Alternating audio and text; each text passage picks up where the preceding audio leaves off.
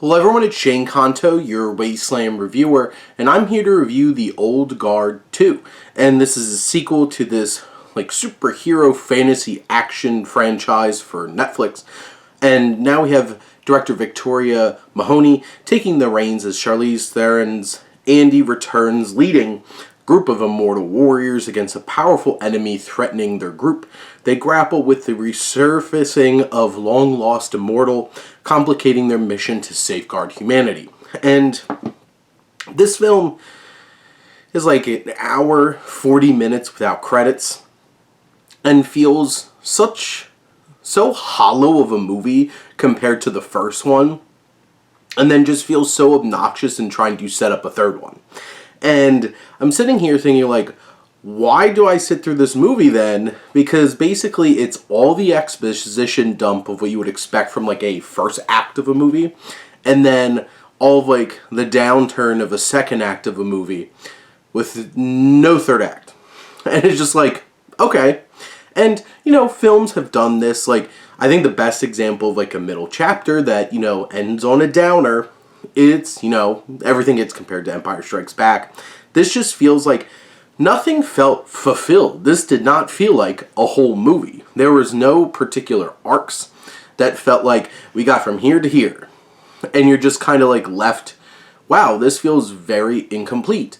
And how they distribute the exposition is so clunky and takes up so much time.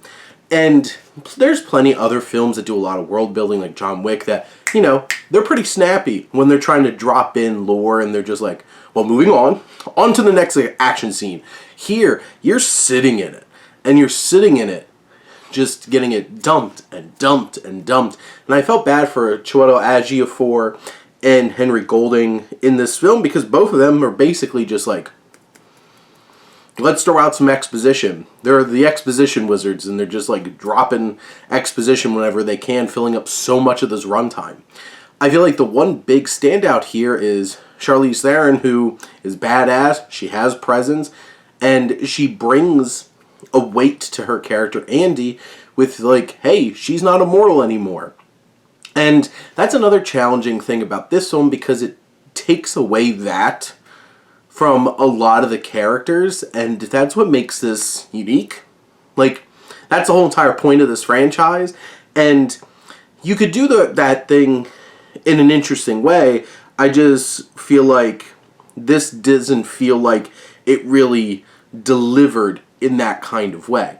It just felt very clunky and awkward, and you're just sitting there watching this film and really wondering, why am I watching this? And this is a big action film, and you expect some awesome action, and you get to the action, and it's over-edited, poorly choreographed, and so clunky. All the action's pretty bad, and you're just so I just sat through all that exposition to get some action, and I can barely see it because they keep cutting around it, and yeah. So this is an extremely disappointing, huge drop-off from the first film, which isn't a great movie, but at least it's a really thrilling action film. And really the big carryover is Theron's character. You bring in Uma Thurman's character and all this emotional baggage too for Andy, our main character. And there's some interesting things that they do with Booker Matthias Schoenaerts' character and his arc from the first film. I feel like that's only one of the only things that gets anything kind of fleshed out in a meaningful way and closed off through this film, and you might even feel disappointed in how that gets handled. But at the end of the day, this movie just felt like a bridge to, well, we don't have a whole idea for a second movie, but we're not quite in the place where we have this great idea for a third movie, so we have to do something. And that's what you get with this film, and it felt so unsatisfying and so disappointing from the standpoint of what really worked from the first film. And honestly, there's a lot of moments where this is kind of just boring.